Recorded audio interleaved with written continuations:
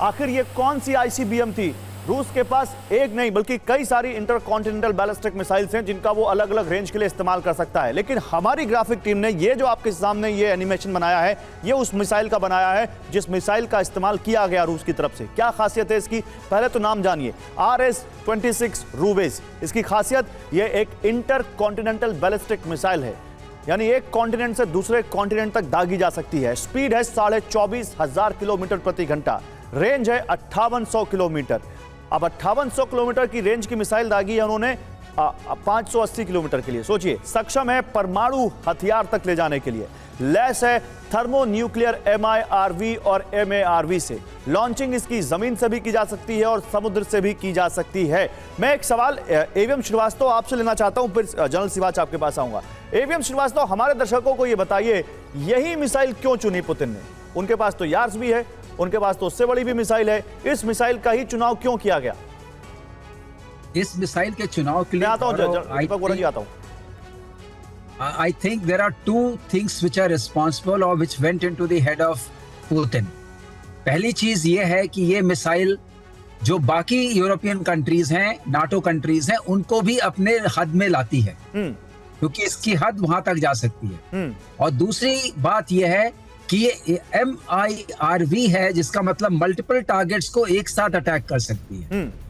और तीसरी बात यह है कि उन्होंने ये भी डिमॉन्स्ट्रेट किया है कि आपका जो air defence, layered air defence है, वो इसको पेनिट्रेट कर जाएगी, आप उसको रोक नहीं पाएंगे।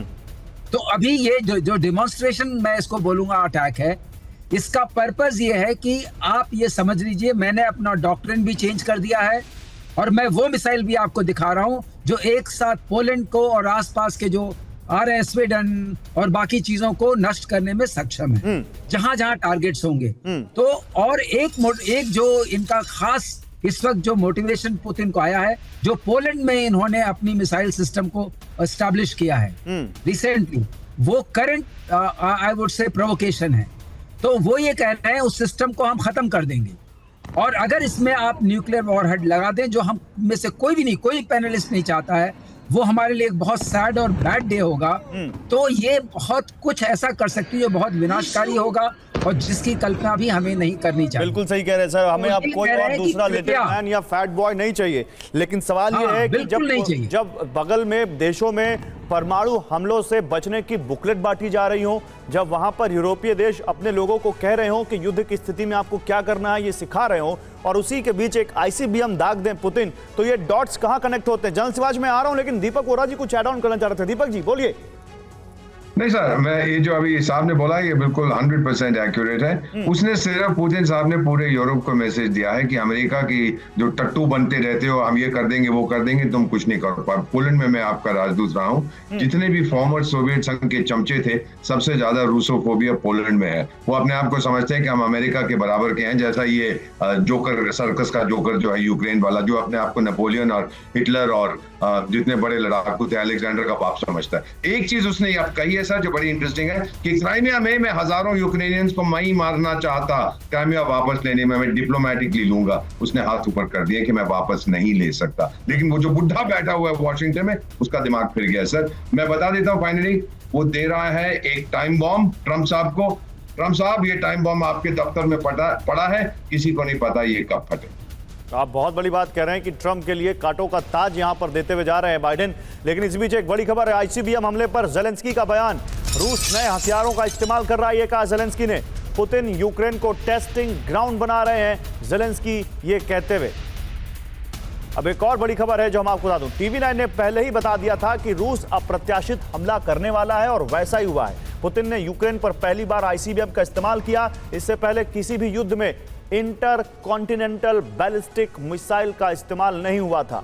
रूस का यह हमला यूक्रेन की तरफ से अमेरिकी और ब्रिटिश लॉन्ग रेंज मिसाइलों के इस्तेमाल के बाद हुआ है, और अब इस हमले के बाद यूक्रेन जवाबी पलटवार की तैयारी कर रहा है। लेकिन जब ये ज़ेलेंस्की कहें कि नहीं ये तो टेस्टिंग ग्राउंड बना दिया रूस ने, तो क्या यह हास्यास्पद नहीं लगता जनरल सिवाच कि ज़ेलेंस्की को क्या अब ये कहने का जरा सा भी हक है? अब ये तो युद्ध है, और युद्ध में तो कहा ही जाता है कि everything is fair in war and love. Love तो दिखता नहीं कहीं दोनों के बीच, वॉर जरूर दिख रही है अपने पीक पर आती हुई। हाँ बिल्कुल, देखो गौरव, इसको ऐसे समझो कि हमें मालूम है कि जैसे डोनाल्ड ट्रंप आएंगे, इस लड़ाई के बंद होने के चांसेस बहुत हैं। तो फिर ये क्या बात है कि इसको एस्केलेट किया जा रहा है?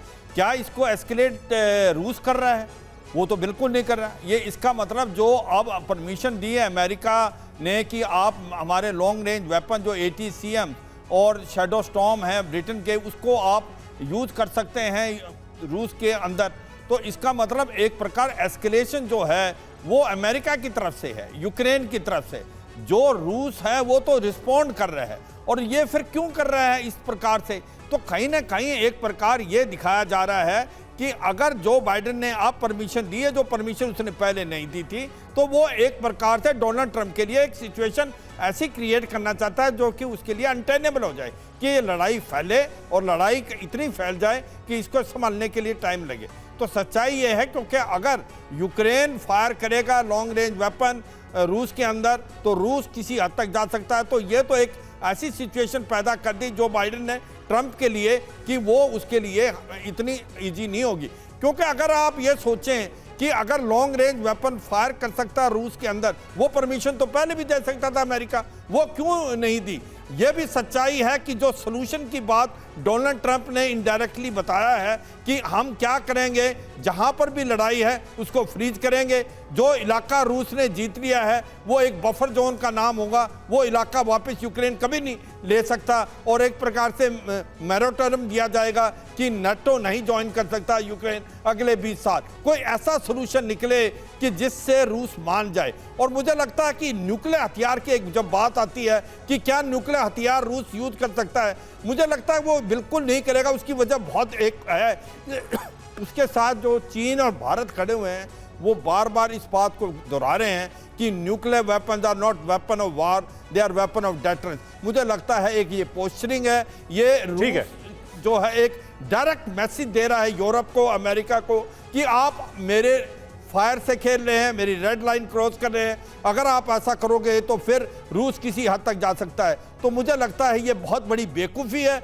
यूरोप की और अमेरिका की कि वो टेस्ट कर रहे हैं पुतिन को। वो एक एक स्टेटमेंट आया है, हम जल्दी दिखाएंगे। ज़ेलेंस्की कह रहे हैं, ज़ेलेंस्की का ये क्लेम है कि रशिया ने एक नई तरह की मिसाइल डेवलप की है जिसके कैरेक्टरिस्टिक्स ICBM लाइक है।